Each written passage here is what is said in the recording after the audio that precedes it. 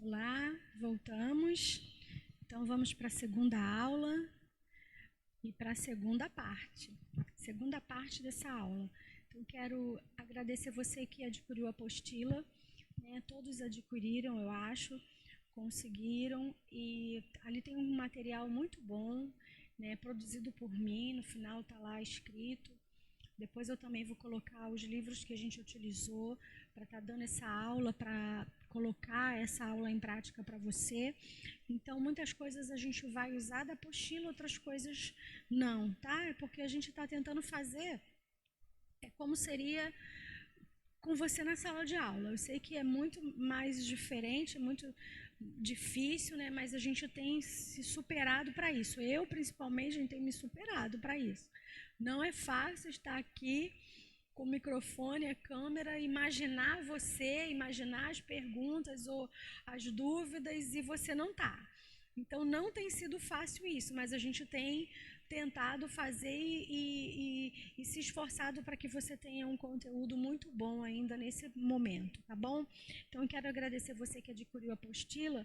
Então muita coisa está nela. Eu queria que você lesse com carinho, com cuidado. Qualquer dúvida pode me perguntar, né? A gente é professor, mas a gente não sabe tudo. A gente aprende junto, a gente estuda também, a gente procura estar cada vez melhor para ajudar você no que for preciso.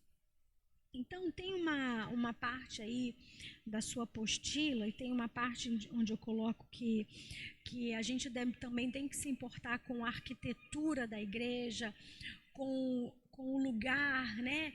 Não só se importar porque a igreja é um organismo espiritual, é o corpo de Cristo, a gente viu isso, você sabe disso já, mas a igreja também ela tem uma arquitetura, ela precisa ser funcional, é tão importante isso. Eu quero começar essa aula, agora a segunda parte, dizendo isso para você, né?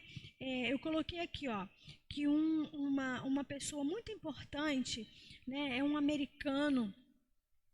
Ele é responsável, né, por arquitetura, e ele diz o seguinte, ó: uma construção eclesial que é efetivamente projetada nos termos da função da igreja terá uma forma apropriada e, por conseguinte, assumirá a natureza simbólica que diga ao mundo alguma coisa sobre o que a igreja crê. Mas antes que se alcance isso, a igreja deve ter uma compreensão clara de sua função, sua vocação no mundo de hoje e de amanhã. A arquitetura não pode ver sua obra realizada até que haja recuperação do significado da igreja por parte da igreja. Uma das dificuldades da arquitetura eclesiástica no passado foi que a forma arquitetônica seguiu muito de perto uma função inadequadamente concebida. Naturalmente, um arquiteto pode projetar uma construção para uma igreja carente a fim de abrigar suas diversas atividades. Embora o arquiteto deva ter dados sobre as exigências da educação religiosa da igreja, né, da educação religiosa e a necessidade de espaço para os vários grupos da igreja, a tarefa dele exige muito mais do que isso. Fundamentalmente, ele deve conhecer a razão de ser da igreja. Esta compreensão do propósito da igreja deve ser descoberta pelo ministro e pela congregação.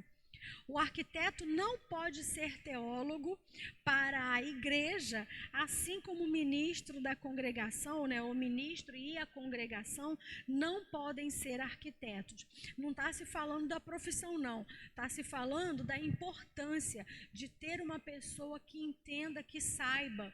Mas às vezes, deixa eu falar uma coisa. Você adquiriu, alugou, comprou um ambiente e que esse ambiente não foi planejado ou projetado para ser igreja, mas era a oportunidade que você viu, que você entendeu. Nós aqui, isso aqui era um galpão, né, se eu não me engano, onde tinha materiais de construção, era um depósito, e hoje foi totalmente adaptado para a igreja. Então, é isso que a gente vai precisar aprender e ver. Né? Você não só alugou uma loja, ou alugou sala, ou alugou... Que se isso aconteceu, amém. Mas você precisa ter essa visão de como eu vou transformar isso agora na igreja. Quais são as necessidades? Então, por isso que eu coloquei aqui, ó. É preciso reimaginar a igreja como um centro de salvação, serviço à comunidade e adoração coletiva. Eu preciso entender isso, eu preciso aprender isso.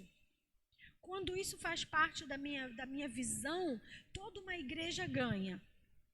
A igreja de hoje corre o risco de ficar irrelevante na comunidade porque o seu serviço é quase nulo. Será que isso é verdade? Nossos prédios, como o que acontece na Europa, corre o risco de não se pagar pela sua pouca utilização. A igreja pode ser mais, pode cumprir o seu propósito começando por suas estruturas. Você já imaginou a sua igreja como um centro de línguas? E aí eu dei vários outros exemplos aqui. Né? Não vou ler tudo não para a gente ir também para os slides. Como uma escola profissionalizante, como centro de educação alimentar, centro de atendimento médico e odontológico, centro de aconselhamento espiritual, centro de atendimento para casais, uma mini biblioteca, espaço para alongamento e ginástica. Você já imaginou, já pensou nisso? Um espaço, um dia da semana para que você chamasse as pessoas do lugar onde você está inserido, tivesse curso, tivesse aula para adolescentes, para crianças. Já pensou nisso? Utilizar esse espaço não só para reunião de quarta e domingo à noite, mas para que ela fosse funcional dessa forma. Imagine sua igreja funcionando dessa forma, ó, com uma funcionalidade interna. Agora pensa aí na sua igreja, pensa nas suas necessidades e nas necessidades do povo. Com assentos adequados à realidade de adoração e liturgia da igreja. Com plataformas acessíveis que aproximam as pessoas. Tanque batismal humanizado, próximo das pessoas. Janelas e cortinas que existem para cumprir o propósito básico, ou seja, ventilar e cobrir. Tem janela? Tem uma circulação de ar na sua igreja suficiente? Púlpito simples que não tape a visão e tome todo o espaço, de fácil locomoção. Telas acessíveis aos olhos, iluminação moderna e funcional, porque tudo isso faz parte da igreja de hoje. Né? A gente está cada vez mais exigente nessas coisas. Aí você fala, mas isso é só para atrair pessoas. As pessoas que querem vão para a igreja de qualquer jeito, vão lá adorar a Deus. A importância é disso. A gente está falando do espaço físico ser funcional também, ser um espaço físico agradável. Né? O líder, o gestor, ele precisa se preocupar com isso. É claro que não pode esquecer das prioridades. Qual é a prioridade da igreja? Por isso que precisa de planejamento, organização, saber como é que está o setor financeiro, saber como é que a igreja tem, quais são os recursos que entram, o que tem saído, qual a prioridade. A gente vai ver tudo isso. Gente, essa aula é muito maravilhosa, essa matéria é muito maravilhosa. Eu amo essa matéria. E aí sim, né, pensar primeiro, a igreja precisa entender que os extremos para a igreja é morte, é erro, é ruim. A gente precisa estar no centro, equilibrado. Eu não posso achar que tudo é supérfluo e eu também não posso achar que tudo é necessário. Eu tenho que ter esse meio termo. Por isso eu preciso de pessoas comprometidas, envolvidas comigo, com a mesma visão, entendendo. Às vezes a gente tem um gestor que quer voar demais, sonhar alto, a realidade da igreja é outra. Precisa ter uma pessoa que puxa essa pessoa e fala, epa, peraí, mas estamos precisando disso primeiro, qual que é a prioridade? Qual que é a prioridade? A gente precisa saber dessas coisas, tá bom? Então, ter claro os propósitos, ter claro os propósitos da igreja, ter claro a administração da igreja, deixar claro todas essas coisas, entender. Eu botei aqui uma igreja que é muito rígida, que já nasceu com aquela rigidez de formatação, de ideia, de pensamentos. Ninguém muda o pensamento desse pastor, ninguém consegue dar um exemplo, colocar nada para ele. Ele não aceita nada que a pessoa fala, ele não aceita visão nenhuma, ele não... Gente, essa igreja vai durar muito tempo, essa rigidez vai quebrar. Tudo que é muito rígido quebra. Tudo que é muito rígido quebra. Precisa ter uma flexibilidade.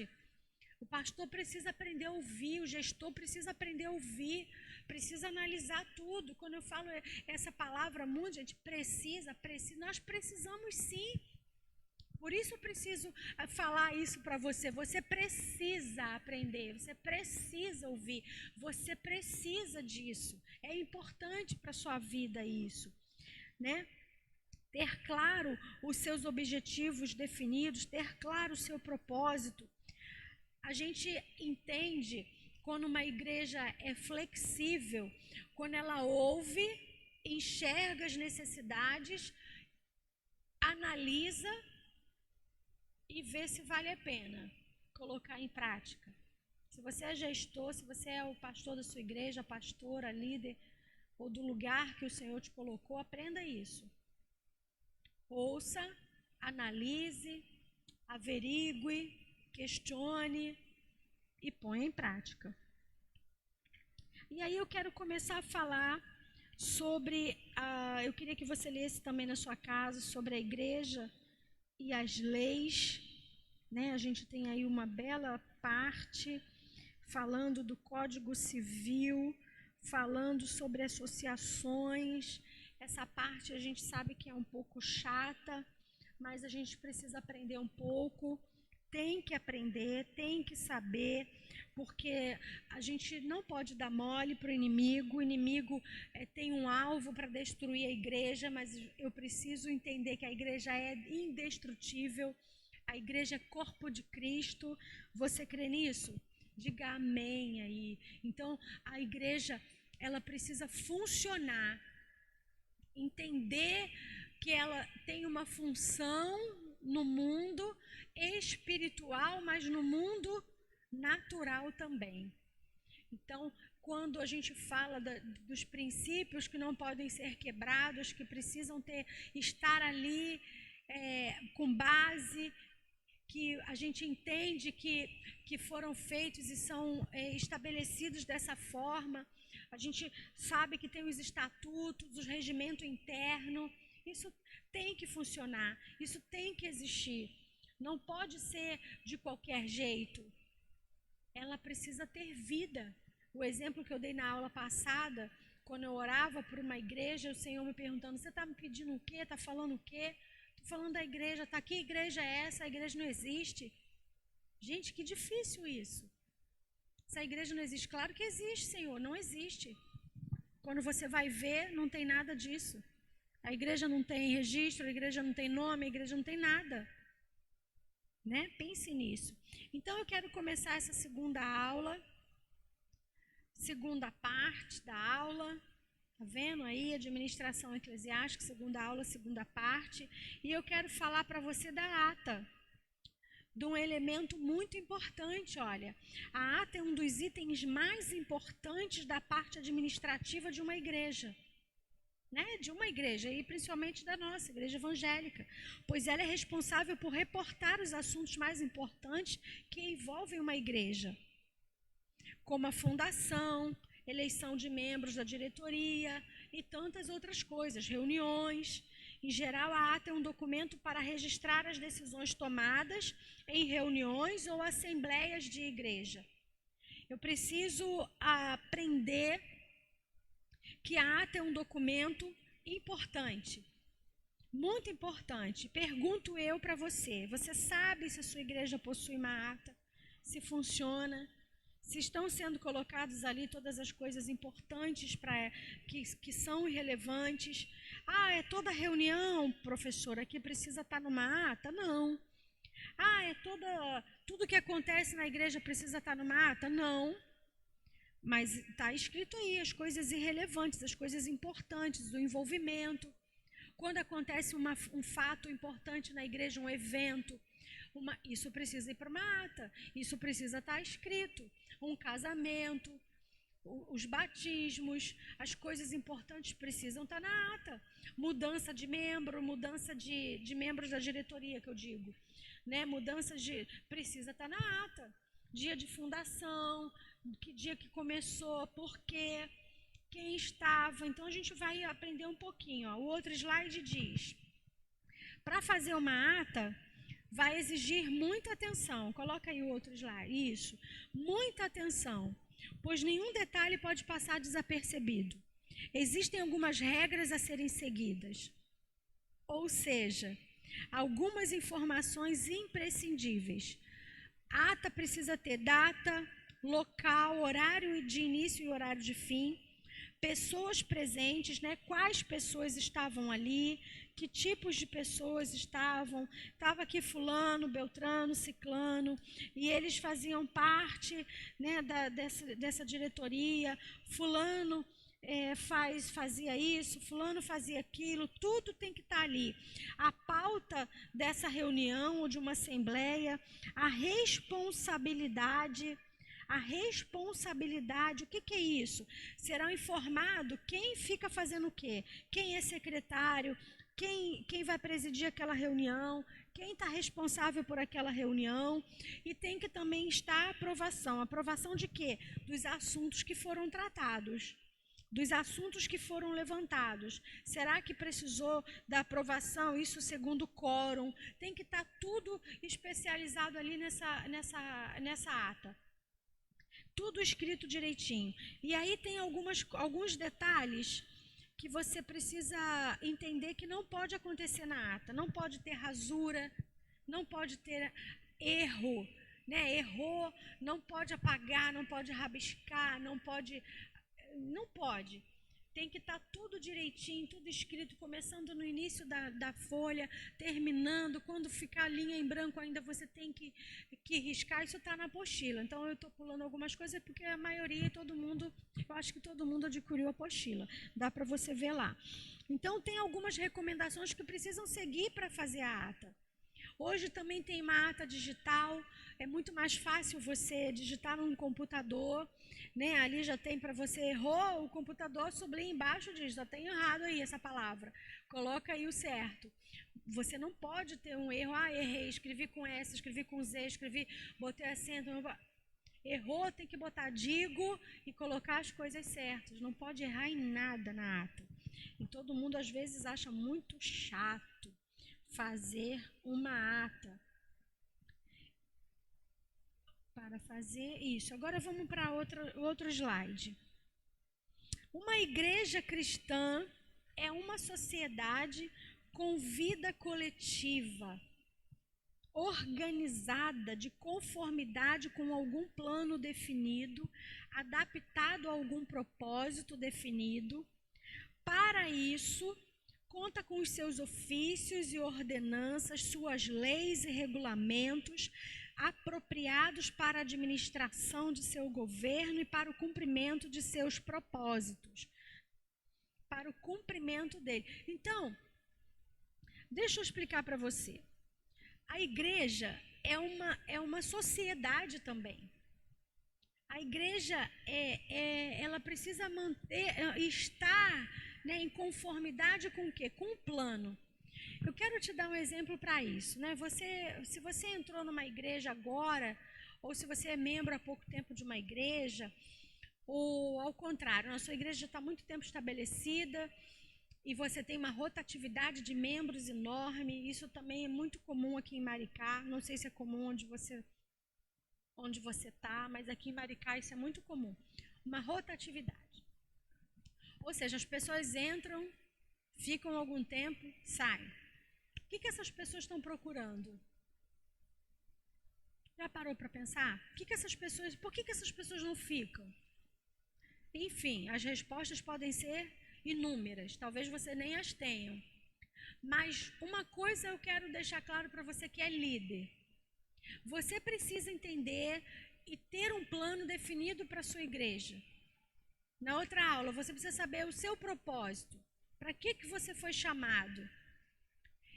E ainda, se você é membro, ou se você está visitando a igreja, ou se você está... Você precisa entender para onde essa igreja vai. Busque isso. Qual é o propósito dessa igreja? Qual é o objetivo dessa igreja? Aí você fala, professora, mas o objetivo da igreja não é proclamar o reino, não é falar de Deus. Claro, mas ela tem um propósito, ela tem uma visão. Não adianta, por exemplo, você querer que a sua igreja faça um trabalho igual uma igreja, olha gente, nada contra, só dando exemplos de aula, tá? Como se eu estivesse na sala de aula. Como da Igreja Universal, por exemplo. Você vai na Universal de vez em quando, ou você vai nas outras igrejas que têm essa formatação, e você acha tremendo aquilo e você quer trazer isso para a sua igreja. Você quer trazer isso para o seu pastor. Você quer que o seu pastor unja todo mundo, toda hora. Você quer que o seu pastor ore botando a mão na cabeça de todo mundo. Você quer que o seu pastor expulse demônio. Você quer isso para a sua igreja. Por quê? Você sabe qual é o propósito da sua igreja? Você sabe se é essa a direção que Deus deu para o seu pastor ou para o seu líder? Então, o exemplo que eu quero dar é isso. Quando você sabe, tem um plano bem definido, um propósito definido, sabe o que é, e você que é membro, que está chegando, busque saber isso, entenda isso. Não queira para a sua igreja ou para a igreja que você está, uma formatação que Deus deu para outro. Para outra denominação, por isso hoje a gente tem uma gama, né? Você pode escolher N lugares aí. Tem igreja que a roupa não pode ser qualquer uma, tem igreja que não pode cortar o cabelo ainda, tem a igreja que você pode estar cheio de tatuagem, tem a igreja que você pode estar cheio de, como chama aquilo? Piercing e o outro que fica um buracão. Alargador. Tem igreja e tem uma que se você entrar desse jeito, eu vou falar assim, meu filho, você não pode ficar aqui assim. Então, o que eu não posso, como membro ou como líder, é não entender o propósito daquele lugar, a direção daquele lugar. Né? Eu busco entendimento, eu busco entender isso para ter uma tranquilidade maior para mim. E por outro lado, como membros, como pastor, você pode ouvir os membros, entender o que ele quer, mas deixar claro, meu irmão, minha irmã, eu ouvi, vou analisar, vou levar isso diante de Deus, mas eu tenho uma coisa para dizer para a irmã, para o irmão, né? Não é essa direção que Deus me deu, mas eu vou orar e vou colocar isso diante de Deus. Faça isso. Mas se você der ouvido também a tudo que é membro, um vai querer que você pinta a igreja de verde, outro vai querer que você pinta a igreja de preto, outro vai querer que você pinta a igreja de marrom. Ah, não, de laranja. Gente, você já pensou se for ouvir tudo que é membro? Não, pastor, a gente vai botar cortina. Outro vai falar, não, não bota cortina não, porque eu tenho alergia. Já parou para pensar nisso? Então, o pastor, o líder, o administrador, ou a pessoa que está responsável pela gestão precisa entender qual o propósito, qual o objetivo da igreja, para onde nós vamos. E você que está entrando agora precisa respeitar o que já tem naquela igreja, os planos, os propósitos, o objetivo, a visão, a direção, qual é? Ou então você que é membro aí da igreja só, você sabe para onde a sua igreja está indo? Você sabe o objetivo da sua igreja? Você sabe o plano da sua igreja, seu pastor? Sabe tudo isso? Qual que é o plano? Qual que é o objetivo? Para onde vão? Qual que é o propósito? Qual que é a visão? Não pode querer de um pastor, exigir que um pastor faça uma coisa se Deus não chamou ele para fazer aquilo. Por isso temos as diversidades, né, gente? Por isso precisa aprendermos essas coisas, para que a gente fique cada vez melhor em tudo e tenha o conhecimento das coisas. Amém? Então, o cumprimento dos propósitos precisam estar alinhados com a administração, com o entendimento, com o conhecimento. E vamos ver a forma de governo agora. Passa aí o outro slide. Formas de governo. Uma igreja cristã é uma sociedade com vida coletiva. E aí temos essas formas de governo aqui, ó. Né? Uma forma de administrar. É uma sociedade que tem uma vida coletiva e tem essas formas, ó. Conta com ofícios, com ordenança, com leis, regulamento, a gente já viu isso. E tem essas formas de governar. Existem 3 formas, especialmente, né, especiais, mais largas, são diferentes a forma de governar, são as que a gente já tem mais conhecimento, ou já ouviu melhor essas 3 formas, e são elas. Cada uma tem uma diferença e você vê aonde você se encaixa nisso, ou então aonde a sua igreja se encaixa. A primeira forma é essa, episcopal ou prelática. Prelática, isso mesmo. Forma em que o poder de governar descansa nas mãos dos prelados ou dos bispos diocesanos, né, de igrejas maiores, e no clero mais alto, tal como sucede nas igrejas romanas, a gente está falando das igrejas católicas, romanas, da igreja grega, anglicana e na maior parte das igrejas orientais. A forma de governo está nas mãos de bispos, do clero mais alto. E tem a outra forma, que é a presbiteriana ou oligárquica. Oligárquica. Forma em que o poder de governar reside nas assembleias, nos sínodos, nos presbitérios. É o que sucede na igreja escocesa, luterana e nas várias igrejas presbiterianas. Então, é a forma de governar. E a terceira forma é a congregacional ou independente.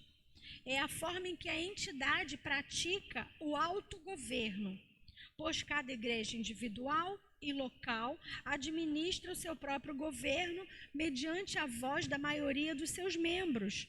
É o que acontece com os congregacionais, com as igrejas independentes e alguns grupos evangélicos. Na maioria de nós, eu acho que hoje estamos inseridos nessa forma. Né? Algumas igrejas que você conhece mais tradicionais, digamos assim, usam as outras formas.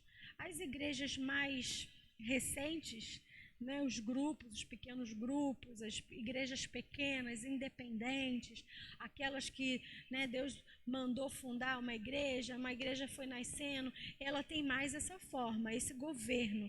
Ou seja, tem as pessoas que são importantes, que fazem parte daquele pequeno grupo que está administrando, né? A maioria já são os membros dali mesmo, é feita a diretoria, é feito as reuniões ali, então ela tem essa forma. É uma igreja individual, responde por si, não responde a mais ninguém. Então ela tem essa forma aí de governo. Então existem essas 3 formas de governo de uma igreja, né? Vamos ver o outro slide. Passa o outro para mim. Ai, que eu dei uma... Formas de governo... Não, é liderança. Isso. Então, vamos entrar um pouquinho nessa parte de liderança. Tomei uma água aqui. Para a gente caminhar já para essa segunda aula, para a parte já de final, a gente vai se prender um pouquinho na liderança. Falamos um pouquinho da igreja, da forma de governar, né? E agora a gente vai entrar um pouquinho na parte da liderança. Como eu falei, as outras coisas estão também na apostila, você vai ter oportunidade de ver na sua casa. E falando de liderança, eu não posso deixar de falar do livro. Volta aqui para mim, Rai, antes desse slide aí. Volta aqui rapidinho. Ó, esse aqui é uma edição antiga, As 21 indispensáveis qualidades de um líder. Vou dar uma dica para você. Tem em PDF. Então, se você quiser baixar no seu computador, no seu celular. Eu prefiro comprar, eu prefiro o livro papel, gente, porque eu anoto, eu marco, eu volto, eu pego na minha estante, eu pego de volta, eu prefiro papel. Esse livro aqui, eu vou dar uma dica para você. A ementa da matéria exige que você utilize esse livro, né? Eu não falei isso na primeira aula, porque depois eu lembrei que da dificuldade de estar comprando, o período muito difícil que a gente está passando, talvez você não tenha o dinheiro para investir, se eu não me engano ele custa R$29, R$29,90, algo parecido. As 21 indispensáveis qualidades de um líder de John C. Maxwell. Mas eu lembrei que ele tinha em PDF. E para você baixar em PDF é gratuito. Então eu quero sugerir isso para você, além da gente utilizar ele num exercício para a última aula, tá? Um exercício para a última aula que a gente vai utilizar ele. Se eu fosse você, eu não deixaria de ler nada desse livro. A gente vai usar aqui nas aulas algumas coisas, mas é um livro para você que é pastor, pastora, líder, ou que não é ainda, mas que a gente lidera assim pessoas, a gente influencia pessoas. Tem pessoas que estão observando você e você não sabe. Tem pessoas que só fazem as coisas porque você faz e você não sabe. E você não sabe o quanto vai ser importante você ler e ter esse livro. É muito bom, não estou fazendo propaganda para você comprar, não. O que eu estou falando tem PDF, baixe ele, busque ele, leia ele, que você vai entender o que eu estou falando. Então, volta aí, a gente vai falar de liderança e essas partes eu realmente tirei desse livro, tá? Por isso que eu botei ele. Então, ó, tudo gira, isso está entre aspas, porque foi... Deixa eu ver quem disse isso, eu até anotei aqui. Depois eu busco, mas... Eu acho que foi o próprio John Maxwell. Tudo gira em torno da liderança. Tudo gira em torno da liderança. Ela, na verdade, desenvolve-se de dentro para fora. Se interiormente você puder se tornar o líder que deve ser, será capaz de tornar-se exteriormente o líder que deseja ser. Olha que tremendo. As pessoas desejarão segui-lo. E quando isso acontecer, você será capaz de lidar com qualquer coisa neste mundo. É só uma frasezinha, só um pedacinho do que tem nesse livro. Olha o que ele diz para mim e para você. Se interiormente, tudo gira em torno da liderança. A liderança, na verdade, ela se desenvolve de dentro para fora.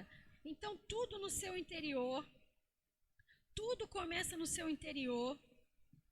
Por isso, o exercício passado você falou, né, o líder, o que é liderança, o que é liderar, é incentivar, é levar alguém a algum lugar, é tudo que você pesquisou e colocou ali. Mas olha como ele resumiu, se interiormente você pudesse tornar o líder que deve ser, então olha como começa por dentro. Você será capaz de tornar-se exteriormente o líder que deseja ser. Que coisa tremenda. E aí tem outra frase, bota o outro slide. A outra frase é de Bernard Montgomery.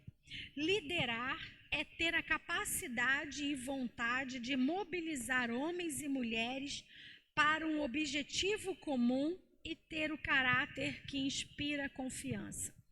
Então, bota aqui em mim. Deixa eu falar uma coisa para você. Liderar é ter a capacidade, você aprende a liderar. Liderar é possível aprender. Mas tem que ter uma parcela da sua vontade. Se você não tiver vontade de aprender, se você não tiver vontade, você pode dizer assim, eu não sou uma boa líder. Eu não sou um bom líder. Porque você não deseja ser uma boa líder ou um bom líder. Porque é possível aprender a ser um bom líder, a ser uma boa líder. Você precisa ter vontade. Mobilizar homens e mulheres para um objetivo comum. Aí tem uma coisa importantíssima nessa frase desse Bernard. O caráter. E ter caráter que inspira confiança. Entramos numa área, né? A outra frase, John Maxwell disse que precisa começar do meu interior, precisa começar dentro. E esse daqui está dizendo que eu tenho que ter um caráter que inspira confiança. A minha pergunta para você, a gente vai falar um pouquinho agora do caráter. Todo mundo tem caráter. Quando você fala a pessoa é uma pessoa de caráter, a gente costuma falar isso. Todo mundo tem caráter. A diferença é se ele é bom ou se ele é ruim. E um líder precisa ter um caráter que inspira confiança. Você tem um caráter que inspira confiança? Vamos ver mais um pouquinho no slide que eu fiz aqui. Caráter e personalidade. É igual? É a mesma coisa? Vamos ver um pouquinho, uma pincelada rápida sobre isso? A personalidade, assim como o caráter, é algo que vamos construindo ao longo da nossa vida. Ao longo da nossa vida. Com base naquilo que nos é ensinado e que vivenciamos ao longo dos dias, de acordo com as situações nas quais estamos incluídos. No entanto, personalidade é definida como a soma de características físicas, emocionais e psíquicas que cada um de nós tem. É o caso da timidez, da necessidade de afeto e de outras coisas, de acordo com cada uma das pessoas. Deixa aí para eles lerem mais, mas eu quero falar uma coisa. É quase que a mesma coisa o caráter e a personalidade. Você vai construindo aos tempos. E nós que estudamos um pouquinho isso, entendemos que isso é construído até os 12 anos de idade. Até os 12 anos de idade, ó. Isso vai sendo construído aos poucos, com base naquilo que te é ensinado, naquilo que você vivencia, nas situações que você está incluído, né? E aí a sua personalidade também é de acordo com todas as características físicas, mas também emocionais e psíquicas, que cada um de nós, eu e você, temos. E aí isso pode transformar numa timidez, aí você fala que a pessoa é muito tímida, que a pessoa ela é muito falante, ela é muito, né, ela tem uma capacidade de organizar, de afeto, ela é empática, ela é até muito simpática também, mas ao contrário, aquela criança ali já é sisuda, fechada, porque ela... Então, para que você entenda, até os 12 anos de idade há uma formação, tanto do caráter quanto da personalidade. Há uma formação, de acordo com aquilo que você vive, de acordo com aquilo que você escuta, de acordo com aquilo que você aprendeu ou foi inserido, no contexto da sua família, no contexto do seu ambiente. Sabe uma coisa importante? Na formação dessa personalidade, vou abrir um parênteses aqui e falar para você. Bota aqui para mim, bota em mim aqui o vídeo. Então, deixa eu falar uma coisa aqui para você. Como é importante nós cuidarmos das nossas crianças. Eu não sei se você é pai ou mãe que está aí me ouvindo, mas se você é líder, você precisa também ter esse cuidado. Escuta o que eu vou falar com toda atenção. Você está acabando de ouvir aqui que a construção de um caráter, de uma personalidade, se dá até os 12 anos. Isso é muito importante. Talvez você esteja olhando para dentro de você e lembrado aí até dos seus 12 anos, tudo que você viveu, tudo que você vivenciou, o contexto que você foi inserido, a família que você cresceu, a escola que você estudou, o bairro que você cresceu, tudo que você passou, como é importante. Aí eu quero trazer rapidinho para o lado espiritual, como o inimigo investe na vida das crianças. Como ele ataca as crianças até a primeira infância, que a gente chama, até os 7 anos de idade, a primeira infância. Mas a gente está vendo aqui que a construção desse caráter e dessa personalidade vai até os 12 anos. É tudo isso envolvido, tudo isso junto. Então preste atenção. Não erotize, não deixe erotizar as crianças. Você pode estar falando, mas professora, você está falando um curso de teologia. Você já está falando para pessoas crentes, para pessoas. Mas você pode ter sido inserido, ou pode estar inserido, ou ter pessoas envolvidas na sua vida, e crianças também, que os pais não sabem disso. Não erotize as crianças, porque as crianças erotizadas até os 12 anos de idade, elas vão ter problemas muito grandes sexuais, nas áreas sexuais na fase adulta. Muito grande. Essa primeira infância, essa infância, né, a gente às vezes acha que uma criança com 11, 12 anos já é suficiente para saber, para entender, Não, ela é criança ainda. Ela está entrando na pré-adolescência nessa idade. É onde o caráter está formado, onde a personalidade está formada. Isso é muito importante. Sabe por que eu estou falando isso? Para você dar uma atenção mais especial às crianças da sua igreja. As crianças precisam de cuidado. Os pais precisam ser ensinados. Precisam desse apoio, precisa desse lugar, né, de aconselho, de aconselhamento. A gente entende que o futuro da nossa igreja está nas nossas crianças. E você, agora, o adulto que está aí me ouvindo, me vendo, assistindo essa aula, como foi a construção do seu caráter e da sua personalidade? Como foi? Um caráter e uma personalidade é construído ao longo da sua vida. Como foi construído isso? E eu disse que um líder, né, a gente leu na frase anterior, o líder, ele atrai quando ele tem um caráter que inspira confiança. O caráter todo mundo tem, bom ou mal. Né? Ou ruim ou bom. Ruim ou bom. Com um caráter que inspira confiança. Então, no outro, eu coloquei assim, ó.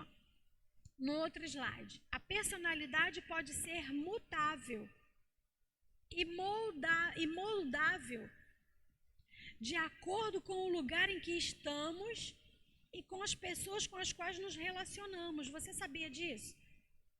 A personalidade pode ser mutável.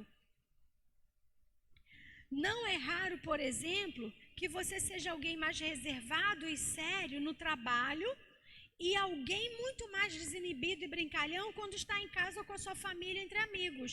Aí você acha que você é uma pessoa falsa ou uma pessoa com duas caras? Não, gente, porque a sua personalidade é moldável. A sua personalidade assume a forma daquele ambiente. Mas o que fica embutido? O seu caráter.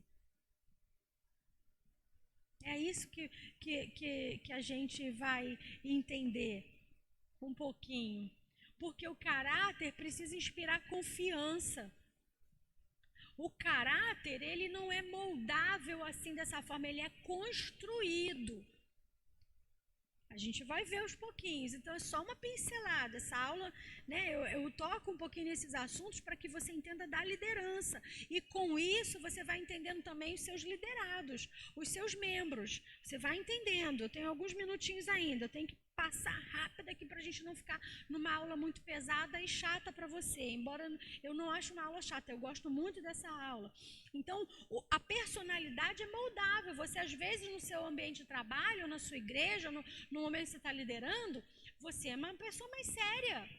E em casa você é uma pessoa mais brincalhona, com um grupo de amigos. Isso não quer dizer que você seja duas caras. Isso quer dizer que você tem uma personalidade moldável. Vamos no outro.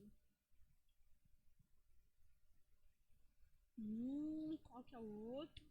Já o caráter, é isso que eu estava falando, é a soma de características e ações que temos dentro de nós, mas que são imutáveis, porque não conseguimos adaptá-las de acordo com o ambiente em que estamos, ao contrário da personalidade. Você está dando para você entender? Minha voz já está falhando, gente. É o caráter que nos mostra com a cara mais limpa, sem máscara alguma. É uma característica muito ligada à ética e à moral, principalmente ligada à ética e à moral. É o caráter que mostra qual a qualidade de sua índole enquanto pessoa. O caráter, por que ele é diferente da personalidade? Mas embora os dois sejam construídos ao longo desse tempo, ao longo da tua vida, ao longo daquilo que você... Por quê? Porque o caráter é um conjunto de regras, de valores, de princípios que principalmente a sua família passou para você. Principalmente os seus pais passaram para você. Isso não muda, você não consegue mudar. Quando a gente fala que uma pessoa é um mau caráter, é porque esses princípios e valores não foram colocados corretamente nessa criança. Ela consegue oscilar muito. Ela consegue ser uma pessoa que pega o caráter e usa como uma personalidade. Quer dizer, se o sistema está me dando facilidade de suborno, de falcatrua, eu vou fazer. De um caixa 2, eu vou fazer. Mas não, se eu tenho alguém me vigiando, se eu tenho alguém por cima, se tem câmeras até filmando, não, eu ajo corretamente. Olha, um mau caráter. Um caráter que não foi embutido nele valores, princípios, ética, moral. Porque o caráter é formado em cima disso. Da ética, da moral daquela família, junto com as leis, junto com a palavra de Deus. Uma criança que é criada e ensinada até os seus 12 anos de idade na construção dessa personalidade, desse caráter, em cima de princípios e valores bíblicos, dificilmente essa pessoa, quando adulta, terá um caráter assim. Terá um caráter ruim ou mau. Ela vai falar, não, eu tenho princípios, eu tenho regras, eu tenho uma ética, eu tenho uma moral e eu não posso negociar isso. Então, um líder precisa ter um caráter confiável. Você tem um caráter confiável? Você, na frente do seu liderado ou na frente do seu líder, você é uma coisa, não tem ninguém vendo, você é outra coisa, outro jeito. A gente precisa entender e olhar para dentro de nós. Responder isso para a gente. Responder isso para nós. Isso é muito importante. Vamos ao outro slide para a gente caminhar já para o final. O modo como o líder trata das circunstâncias da vida diz muito sobre o seu caráter. Olha, grave isso. As crises não formam necessariamente o caráter, mas certamente o revelam. As crises não formam caráter, porque isso foi formado já. Você aprendeu isso agora. Mas as crises revelam que tipo de caráter você tem, bom ou mal. Caráter é mais do que falar. Talento é um dom, mas caráter é uma escolha. Sabe por que caráter é uma escolha? Eu posso escolher, gente. Escolher. Eu coloquei primeiro, caráter é mais do que falar. Mais do que falar. Quem você é determina o que você vê. O que você vê determina aquilo que você faz. Por isso que a gente nunca pode separar o líder das ações do líder. Caráter é mais do que falar, É mais do que você dizer que é bonzinho, ou dizer que faz isso ou que não faz aquilo. São as suas ações que vai determinar isso. E talento é um dom, mas caráter é uma escolha. Nós não temos muito controle sobre muitas coisas na nossa vida, não temos, mas temos controle sim. Não escolhemos, quer ver? Não escolhemos nossos pais, não escolhemos os nossos nomes. Para você rir um bocadinho, eu gostaria de criar uma lei do seguinte, gente, agora você vai rir aí desse lado. Eu acho que a gente tinha que escolher o nosso nome, você não acha não? Eu acho que a gente deveria escolher o nosso nome, gente. Você gosta do teu nome? Você queria ter esse nome aí? A gente já não escolhe pai, a gente já não escolhe mãe, a gente não escolhe família, a gente também não escolhe nome. Eu acho que a gente devia escolher o nosso nome. Eu acho que devia ser assim, ó. Até 15 anos de idade, você tem uma identidade provisória com esse nome. Primeiro nome, eu acho que tinha que estar assim. Só para descontrair. Quando você fizesse 15 anos, você fala assim, agora chegou o seu nome definitivo. Qual é o nome que você quer? Minha filha, às vezes tem gente aí me ouvindo que está doido para trocar de nome. Não é não? Cada nome que você tem, gente, cada nome que a gente tem. Eu vou contar um segredo para você que você não sabe. Né? Mary Franco. E meu nome é com E. M-E-R-Y. Mary Franco. Franco, claro, sobrenome. Gente, mas meu nome não é só Mary.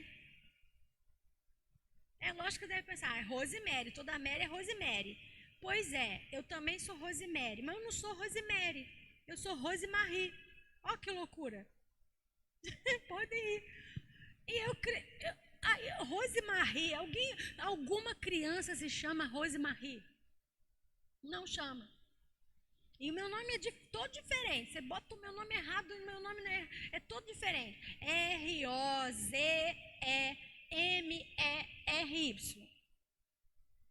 Mas se pronuncia Rosemarie. Minha mãe botou isso, porque ela tinha uma chefe, né? Ainda bem que eu não estou ouvindo e nem vai ver essa aula. Uma chefe dela, francesa, que se chamava Rosemarie, se escrevia dessa forma. E ela teve uma filhinha, cá estou eu, e ela botou esse nome. Eu não queria me chamar Rosemarie, eu queria me chamar Mulher Maravilha. Gente, pode rir comigo aí, vai, você está na sala de aula comigo. Até eu descobrir, aos 8 anos de idade, 9, sei lá que eu tinha, minha mãe me frustrou, porque eu falei, eu queria ser chamada de Mulher Maravilha. O meu nome tinha que ser Mulher Maravilha. E a minha mãe, minha filha, mas ninguém se chama Mulher Maravilha. Se chama Mulher Maravilha, se chama Mulher Maravilha. Ela, não, minha filha, o nome da Mulher Maravilha é Diana. Acabou meu mundo, que eu não queria ser chamada de Diana. Eu não queria ser chamada de Diana, eu queria ser chamada de Mulher Maravilha. Gente, só para brincar, descontrair. Então a gente não escolhe muita coisa na nossa vida. Não escolhemos nada. Não escolhemos quase nada, mas o caráter é uma escolha, porque eu posso selecionar, eu posso escolher o que é certo, o que é errado, eu posso escolher o que eu vou defender como verdade, o que eu vou esconder, eu posso escolher todas essas coisas. Então, à medida em que você fizer essas escolhas, você está criando o seu caráter, você está colocando um caráter seguro. Eu escolho não me contaminar com o suborno. Eu escolho não me contaminar com caixa 2. Eu escolho não pegar uma coisa se ninguém está vendo. Eu escolho. Isso é uma escolha. E aí outra coisa, o caráter traz sucesso duradouro com as pessoas. O terceiro ponto que eu botei aí, caráter traz sucesso duradouro com as pessoas. Por que eu botei isso? Né? Que está nesse livro que eu estou falando para vocês. A verdadeira liderança sempre envolve outras pessoas. Gente, líder sozinho, você se acha líder? Olha para quantas pessoas você está seguindo você. Quantas pessoas você tem liderando? Que às vezes você é um líder e é sozinho. Não existe líder sozinho. A liderança, caráter, traz sucesso duradouro com as pessoas. Por quê? Porque o caráter, quando você tem um caráter, a pessoa sabe o que você faria ou não. Sabe como você agiria ou não. Os meus filhos podem falar de mim e do pai dos meus filhos. Olha, meus pais não fariam isso. Os meus pais fariam isso. Eles sabem. Caráter traz sucesso duradouro com as pessoas. E caráter envolve pessoas. A liderança, quer dizer, envolve pessoa. Aí tem um ditado aqui, ó, como diz o ditado: se você pensa que está liderando e ninguém o segue, então você não está liderando, você está apenas passeando. Não é tremendo isso? Já deu os 50 minutos, já estou terminando, tá? Já está chegando ao final. Então, e os líderes não podem estar acima das limitações do próprio caráter. Não, os líderes não podem estar acima das limitações do próprio caráter. Você já viu pessoas altamente talentosas que se desestruturaram ao alcançar um nível alto de sucesso? Ou um certo nível de sucesso? Sabe qual é a explicação? A explicação desse fenômeno é o caráter. Steven Biglan, psicólogo da Faculdade de Medicina de Harvard e autor do livro A Síndrome do Sucesso, diz que as pessoas que conquistam altas posições, mas não têm estrutura para sustentá-las, durante o período de estresse, caminham para o desastre. Não sabem lidar com o sucesso, sabe por quê? Não tem um caráter forjado. Não tem. Quantas pessoas você conhece assim? Deus nos livre disso, não é? Então vamos passar para o último slide. Não, o último já era ele. Então volta um pouquinho, volta, deixa nesse aí, que eu quero falar só mais uma coisinha. Esse é o exercício, eu achei que tinha mais um antes. Não, esse já é o último. Então, o que a gente entende? O sucesso faz com que muitas pessoas também caiam. Ó, esse psicólogo acredita que essas pessoas estão destinadas a passar por uma ou mais dessas 4 situações. Olha, arrogância, sentimento doloroso de solidão, busca de aventuras destrutivas ou adultério. Ou seja, ela foi levada a um nível de sucesso tão grande, ó, por isso que é esse quarto ponto aí. Os líderes não podem estar acima das limitações do próprio caráter. Elas foram levadas a um nível tão grande de sucesso, não souberam lidar com isso e elas podem cair nessas 4 situações: arrogância, solidão, busca de aventura destrutiva ou adultério. Aí sim, vamos passar para o exercício, último slide. Eu quero colocar para você só um exercício facinho, muito facinho, que você vai mandar para mim, para o e-mail maryfranco@hotmail.com, até o dia 22 de maio, que é sexta-feira. Você sempre tem 4 dias para fazer. O que eu quero? Eu quero que você elabore uma ata. Então, eu falei, todos adquiriram a apostila, não vai ser difícil fazer isso, uma coisa muito simples, de preferência, faz de conta que você está na sua igreja e está elaborando uma ata de uma reunião. Você vai elaborar uma ata, você vai fazer um orçamento financeiro e você vai fazer um organograma, de preferência da sua igreja. Gente, não arranque os cabelos, calma, não fiquem desesperados, isso é muito simples. Tira aí meia horinha, você faz tudo isso. Elabore uma ata. Então, olha, nós estamos falando de administração eclesiástica, de todos os exemplos de uma eclésia, de uma igreja. Faz de conta que você faz parte dela. Faça a elaboração de um orçamento financeiro. Como funciona, né? Entrada, saída, despesa, arrecadações, precisamos disso, elabore um orçamento financeiro e depois faça um organograma. Eu quero saber principalmente como funciona a sua igreja. Como é o organograma da sua igreja? Que tipo de governo é a sua igreja?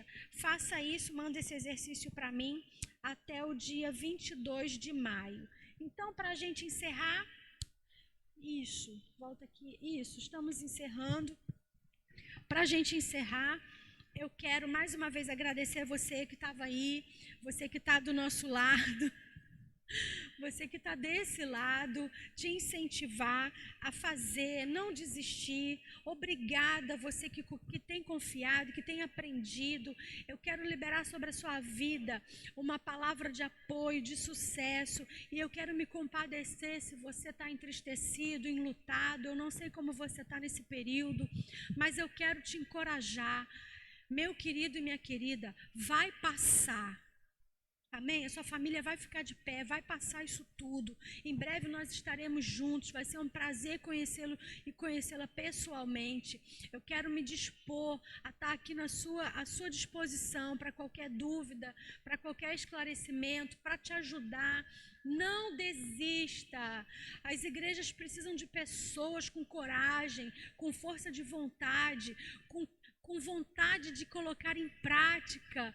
É um momento atípico, mas isso vai passar. Eu quero liberar sobre a sua vida essa palavra. Seja fortalecido, encorajado e seja abençoado em tudo que você fizer, no nome de Jesus. Até a próxima semana. Um grande beijo e até lá.